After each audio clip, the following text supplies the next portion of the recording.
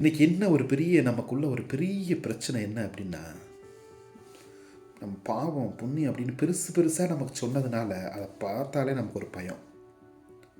பாவம்னா என்ன, புண்ணியம் என்ன, சிம்பிளாக பெரிய தியாலஜிக்கலாக போய் டெஃபினேஷன் கொடுக்காம, அல்லது நம்முடைய பெரிய புத்தகங்களை படித்து அதிலிருந்து இல்லாமல், அல்லது பெரிய மத நூல்களில் இருந்து எதுவுமே இல்லாமல், மிக எளிமையாக பாவம்னா என்ன, புண்ணியம்னா என்ன பாருங்கள். பாவம்னா இன்டென்ஷனலாக தெரிந்தே பிறரை நாம் காயப்படுத்துவதும், பிறரை துன்புறுத்துவதும், பிறருக்கு வலியையும் வேதனையும் கொடுப்பதும், அதுதாங்க பாவம். இதுதான் வெரி சிம்பிள், பெருசாக ஒன்றும் இல்லை.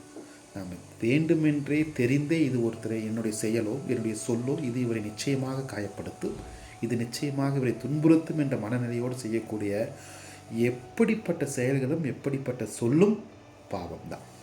அதே போல் புண்ணியம்னா என்ன, புண்ணியம் ஆப்போசிட், அவ்வளவுதான்.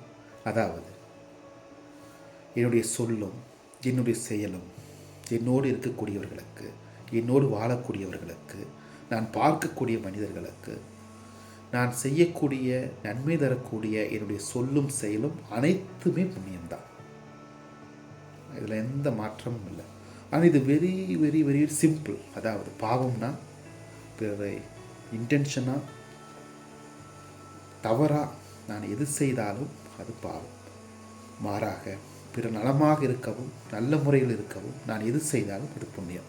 ஒன்றை மட்டும் ஞாபகம் வைத்துக் கொள்ளுங்கள் அன்பார்ந்த இறைமக்களே, நாம் செய்யக்கூடிய பாவம், நாம் செய்யக்கூடிய புண்ணியம் நிச்சயமாக ஒரு நாள் நம்மை வந்து சேரும். அதில் எந்த மாற்றமும் இல்லை.